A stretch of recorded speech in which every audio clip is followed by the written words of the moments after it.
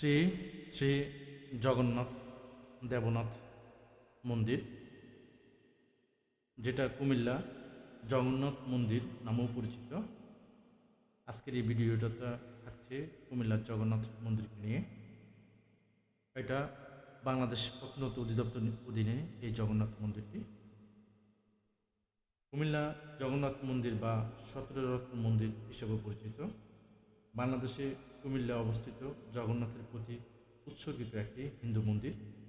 খ্রিস্টীয় 16শ শতাব্দী নির্মিত এই মন্দিরটি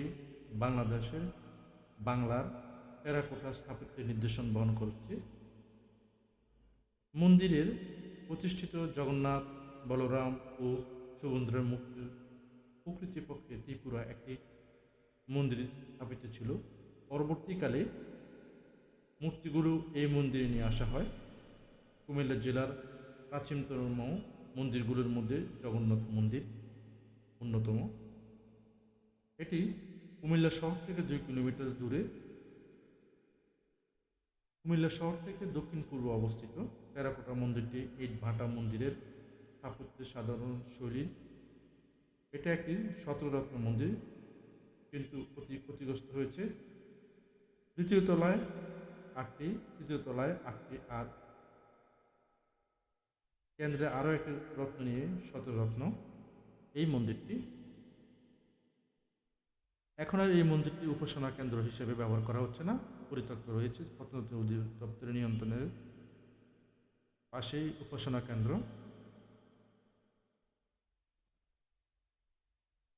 3 তলা বিশিষ্ট এই মন্দিরটি।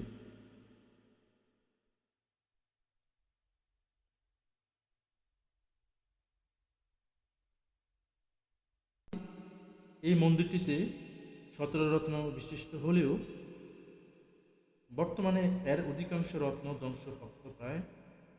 মন্দিরের দ্বিতীয় এবং তৃতীয় তলা 8টি করে সর্বমোট 17টি রত্ন এতে ছিল।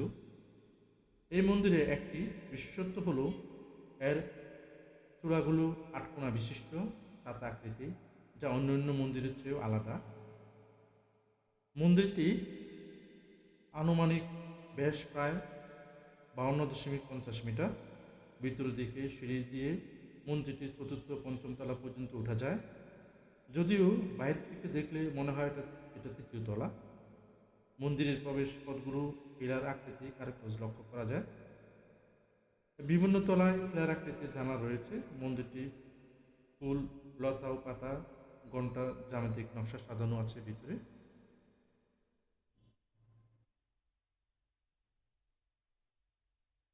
এই হচ্ছে মন্দিরটির পাশে উপাসনা কেন্দ্র। পাশে এটা হচ্ছে উপাসনা কেন্দ্র বর্তমানে সেটা বর্তমানে এটা ব্যবহার হচ্ছে শ্রী শ্রী জগন্নাথ দেবের মন্দির হিসাবে।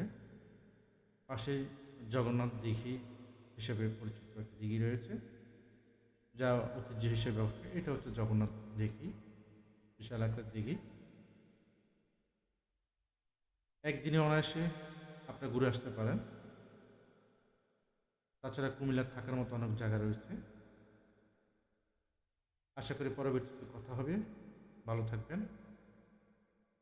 সবাইকে শুভেচ্ছা।